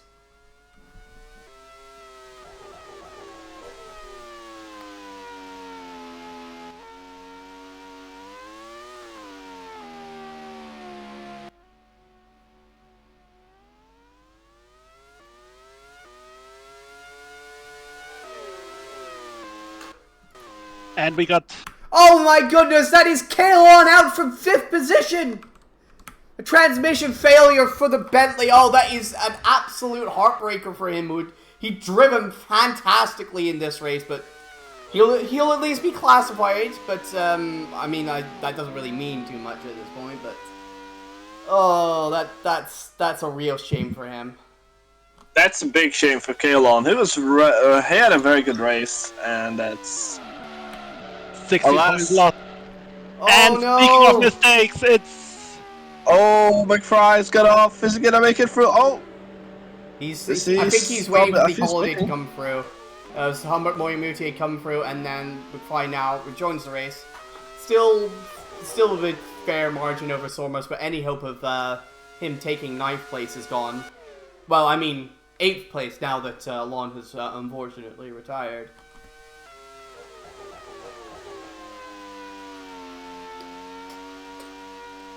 That's now down to only 24 points for Bentley, but 24 points is 24 points.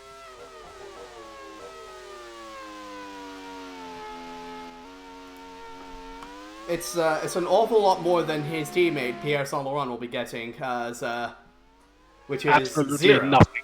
Yes.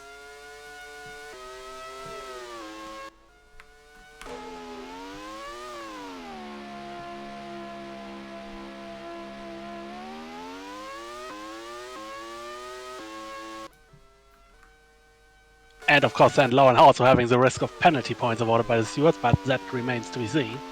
Yeah, so I think the stewards will definitely want to have another look at that lap 1 incident. That was very strange driving from Saint Laurent in that case.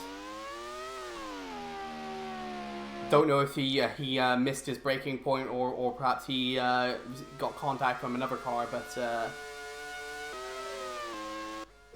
I mean, it took him out of the race, and it took one other car, so I definitely think the stewards will have to have a look at that.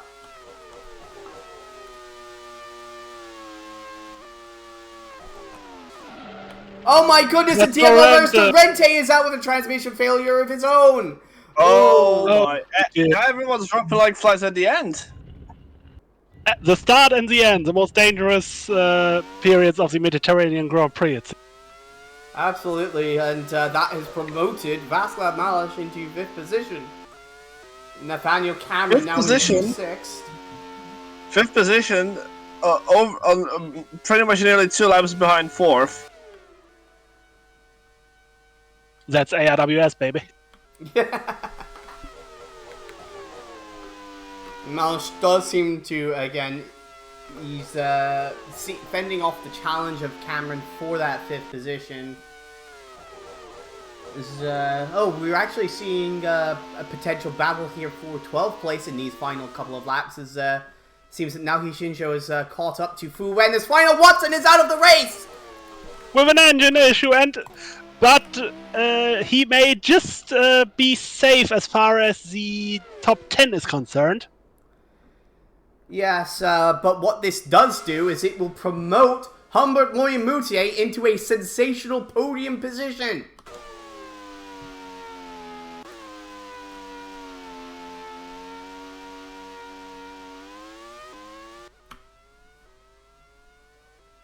Just when you thought it all been sealed up, ARWS always has a twist in the tail, as it seems. Moyamutier passed the stricken Mark 16 of Final Watson and now into 3rd position. A lap behind his teammate, but he won't care. He gets to stand on the podium if he... I mean, at this point, just like one more lap to go. I don't think he'll be in too much risk of losing that position, since obviously Watson's not going to pass him now.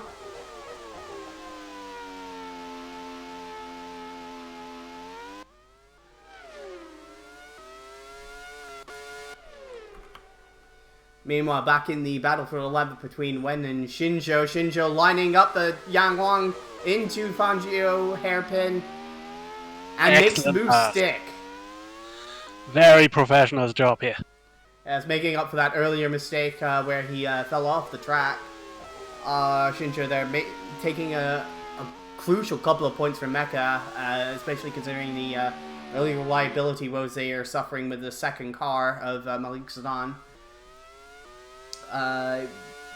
11th place won't be what they were hoping for in this race, but it's better than nothing.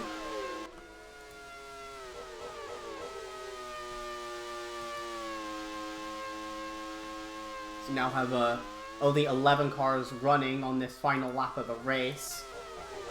Fleet Nicola just starting that final lap now, comfortably out, almost a full minute over Magda Savansky on this lap, on this track where a lap takes under a minute and 20, so almost a full lap ahead he is of any form of competition.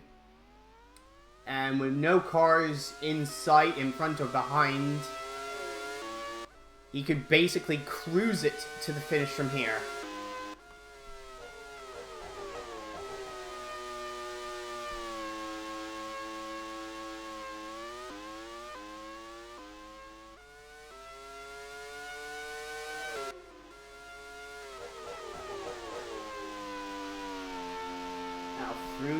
Through the Bugatti corners.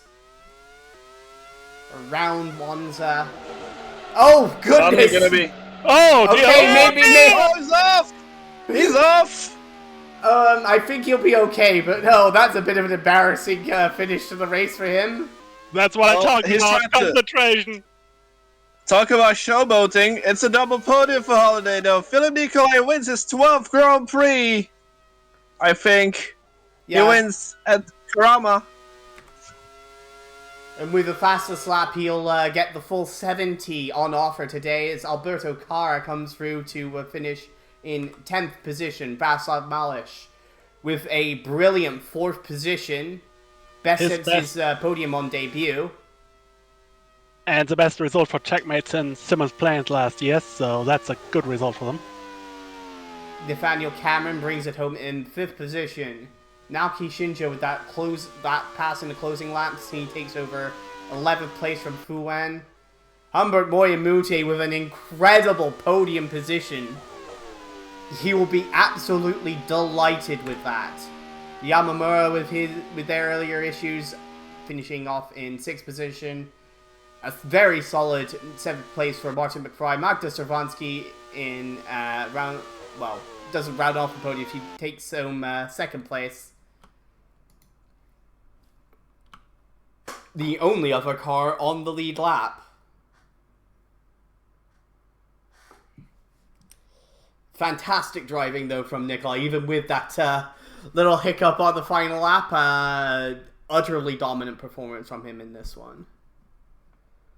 Final Watson looked like he was going to get his first... was I can't remember. Did he finish on a podium in Monaco? I think he did. Who? Watson? Yeah. Yeah, he did. Okay, yeah, he was looking to take a second successive podium then, but unfortunately that engine failure sort of sank him down the order, but he still picked up the points for ninth, which is... I mean, those points do mean prizes at the end of the season.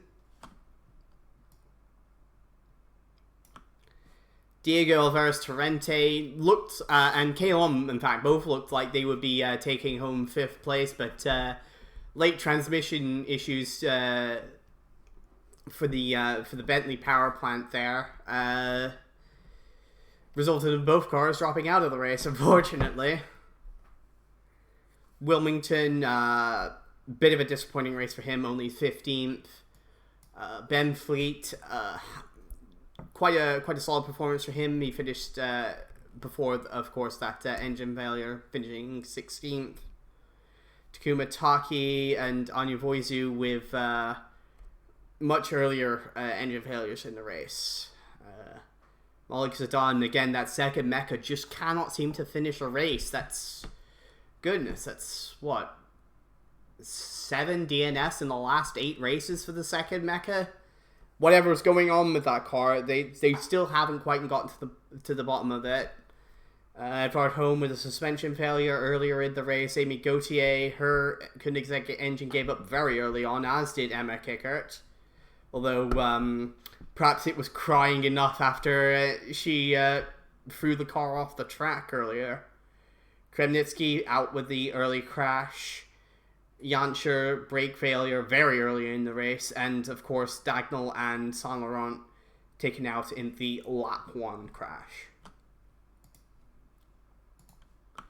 So the fastest lap of the race is ultimately a clear fastest lap for Nicola by 0.3 of a second. Only the Simpsons were within even half a second of Nicola in this, and thus they take second and third in those standings and receive the points. We've got the racing points quite far up the standings, even despite their DNF, so that will be a bit heartening for that team. See, even if they don't get any points as a result of it. The Harvey Jones Memorial Trophy has the same result as last time around. 1, 2, 3 for Michelin, Pirelli and Goodyear respectively.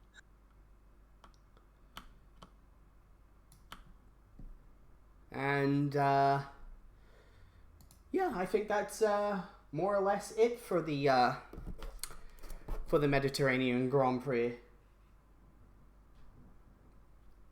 And with that, we will bid you good evening until the Luxembourg Grand Prix in at the Nürburgring. So we'll hope to see you there. Join us next time at the Green Hell. Nürburgring. See ya!